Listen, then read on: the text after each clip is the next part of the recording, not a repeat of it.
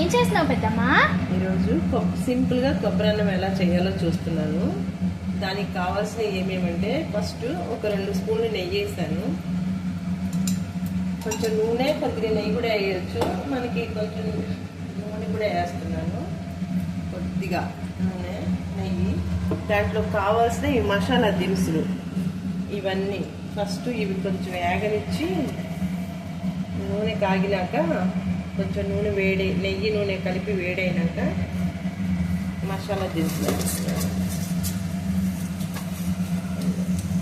అవి కొద్దిగా వేగినాక కొంచెం జీడిపప్పు,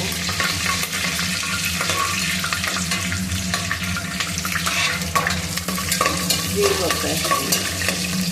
జీడిపప్పు వేగుతుంటేనే కొంచెం అల్లం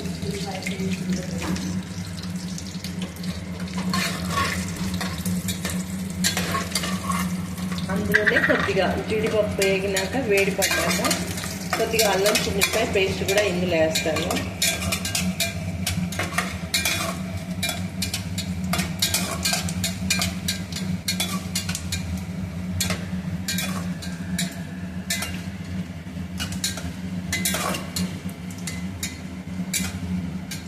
అల్లం చిన్నిపాయ పేస్ట్ కొంచెం పచ్చి వాసన పోగానే ఇదిగో జీడిపప్పు వేసింది చూసావా, ఇది కొంచెం పచ్చి వాసన పోగానే కొంచెం అల్లం పేస్ట్ దీంట్లోనే, అది కొద్దిగా పచ్చి వాసన పోగానే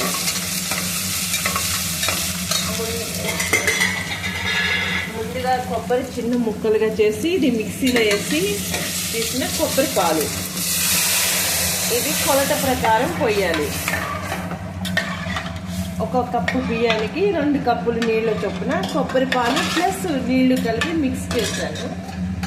తర్వాత దీనికి టేస్ట్కి తగినంత ఉప్పు, కొంచెం టేస్ట్కి తగినంత ఉప్పు వేసి కలిపి పెట్టి ఇవి నీళ్లు మరగాలి. ఈ నీళ్లు మరిగినాక ఇందులో ముందుగా ఇలా నీళ్లు మరిగొచ్చినాయి కదా, ఈ నీళ్లు మరిగినాక ముందే నానబెట్టుకున్న బియ్యము దీంట్లో వేస్తాము. వేసి కలయి తిప్పేసి 3 విజిల్స్ 4 విజిల్స్ రానిచ్చినాక కట్టేస్తే వేడి కొబ్బరి అన్నం రెడీ. కొబ్బరి అన్నం ఎలా తయారైందో చూద్దాము. ఆవిరి తీస్తాము. వేడి కొబ్బరి అన్నం రెడీ. చక్కగా ఒక డబ్బా బియ్యానికి 2 డబ్బాల కొబ్బరి పాలు ప్లస్ నీళ్లు కలిపి తయారైతే ఇలా పొడి పొడిగా చక్కగా వచ్చింది. దీంట్లో కాంబినేషన్గా పెరుగు చట్నీ, కొబ్బరి అన్నం కాంబినేషన్గా నేను పెరుగు చట్నీ చేశాను.